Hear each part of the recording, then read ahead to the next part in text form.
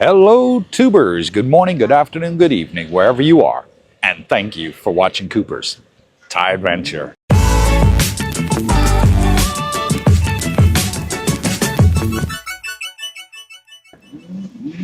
Welcome back, and thank you for watching Cooper's Thai Adventure YouTube channel. If you're new to the channel, hit the thumbs up, hit the subscribe, absolutely free. It doesn't cost you a penny, and it helps support our channel. Today we are back on Jomtienbeach for another walk and talk. And this is a subject that needs to be addressed, as I'm hearing a lot of the same issues repeatedly. And it's about rentals and the problems people face. Now, when you come over here to Thailand and you want to rent a condo, you're going to be responsible for your own electric and water bill. And people are telling me, hey, Coop, I've come over here to rent this property and the electricity is off. It's not on, the electricity is off. And my condo is hot as hell, and it took them 2-3 hours to turn it on. Well, when these condos are empty for a long time, that's what they do. They turn the power off. It's common over here. And another thing that's sort of common over here is water bills and mistakes being made with your water bills. It's even happened to me, folks, where I get my water bill, I pay it at the juristic office. Electric bill, I pay at the 7-Eleven. And I do it with scan pay, and I always have a receipt. And then you'll get your water bill the next month, and it'll show that your payment hasn't been made for the month previously. And you're like, hey, what the hell? I paid my bill. Why are they charging me another, 300-700 baht? 300 to 700 baht for a water bill that I've already paid. And my advice to everybody is, when you pay your water bill with scan pay, take a picture of it, folks. Take a picture. Even if you pay with cash, get a receipt and take a picture. Because I've now got to go back to my jurisdict office and pay my water bill today after I finish shooting this video. And it's showing that I have arrears that I know damn well I don't have. I pay my bill every month on time as soon as I receive it, always at the juristic office, and I always have a receipt. So I have to go and show them that.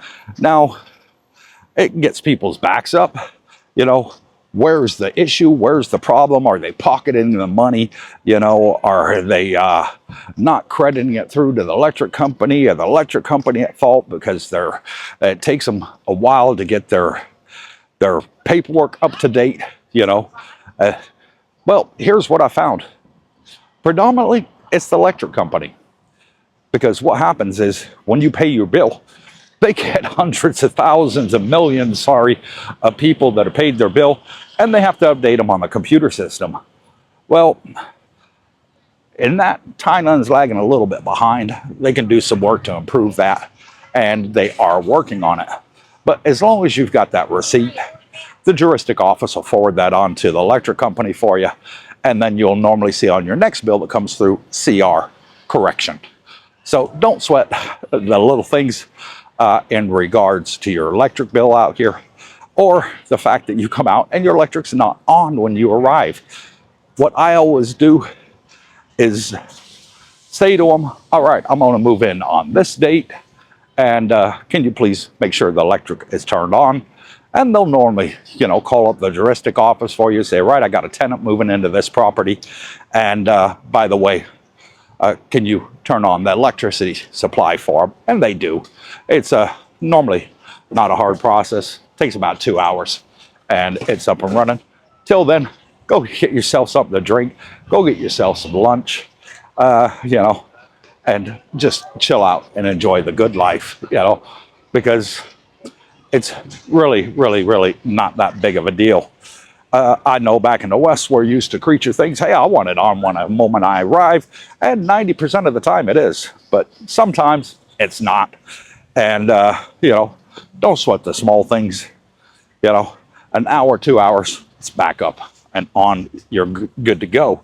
So they just do that to make sure that there's no, you know, leakage of electricity. You know, maybe somebody forgot to turn off the plug on the refrigerator and the microwave and the TV, and the TV's on standby, and it runs them up a bit of a bill, and they're like, hey, I'm not even there, you know, I own this property and I live in Tokyo, you know, I'm Japanese, whatever, you know, nobody's living there, why do I have electricity bill? So they just turn it off completely, and there's no worries there. I know it can be a little bit stressful when you arrive and you're thinking to yourself, hey, you know, I just got here and, you know, already I'm finding faults. They ain't even got the electricity on for me. Well, it's because that place has probably been sitting empty for the whole of low season, and you're arriving in high season. So not to worry too much there. But if you're coming in high season, people normally rent for like a month, you know, to 2 months.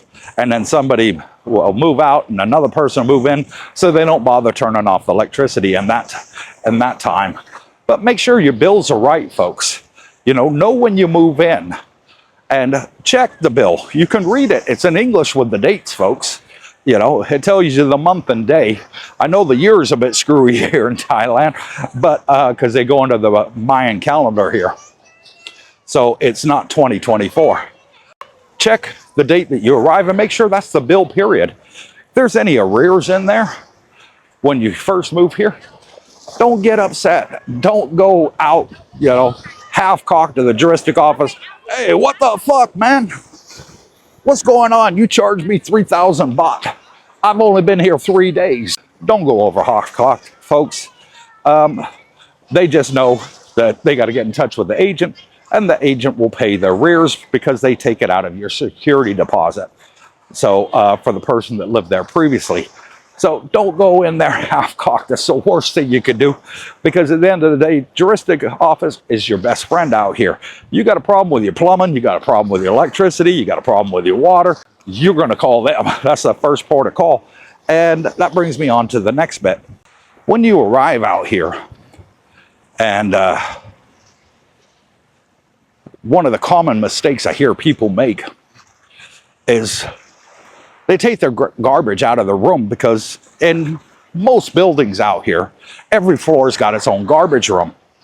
So they go out of their condo, put the garbage away, go back to their condo door to go back inside, and they realize they left their key card inside the room. That is one of the #1 failings I hear about here in Thailand and within our community. So what do you do if that happens to you?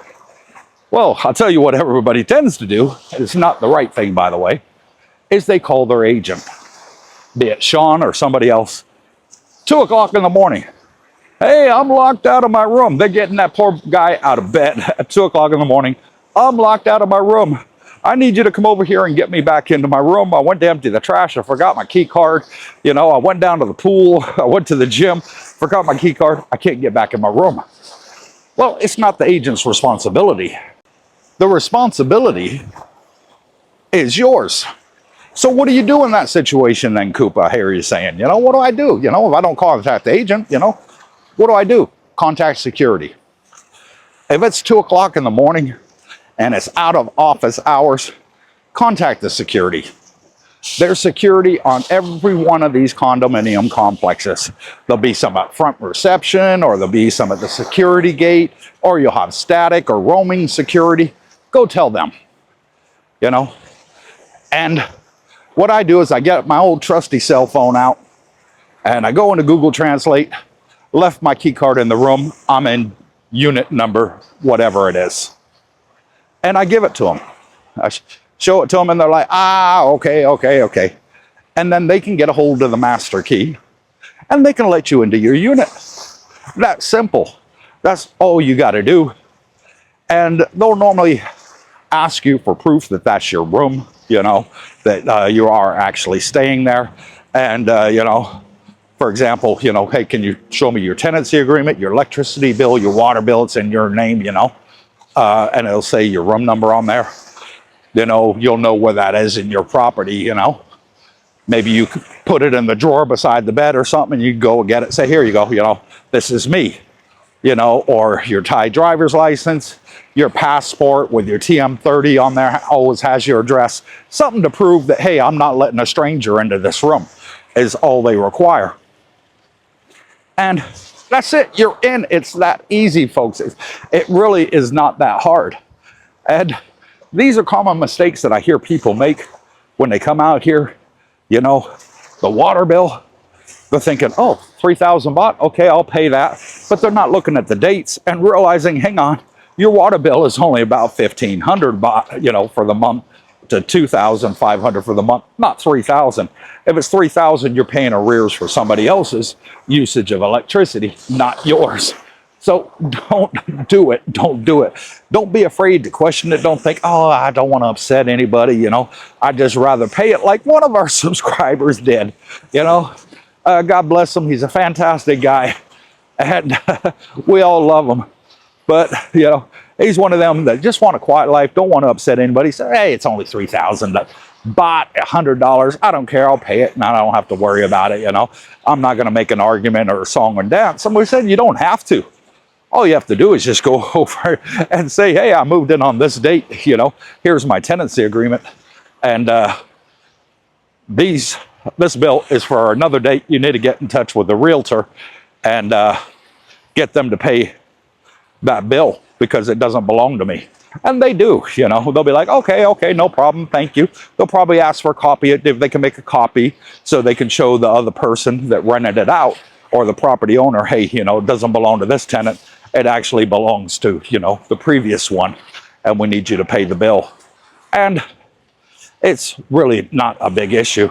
I keep saying on this channel, don't sweat the small stuff, guys, because you really don't need to, you know. Everything here, it works, it functions. You know, you don't need to complain and argue like we feel we have to in the West, you know.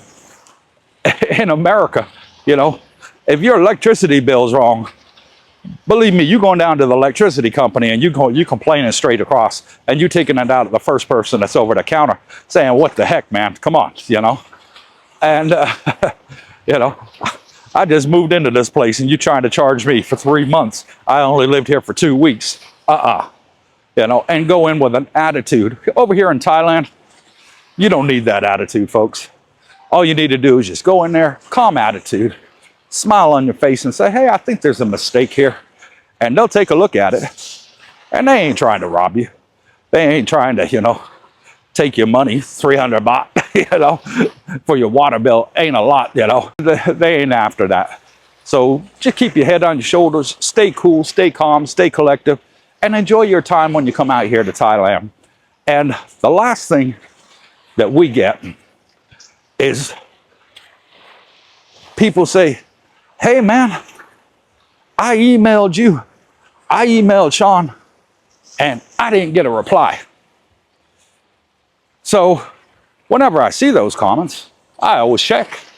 Okay, let me see this guy's email, and I check on my phone. I'm like, yeah, I replied, you know, that I'll forward this over to Sean and get him to reply to you, and or Sing or whatever else that you're asking about for my help.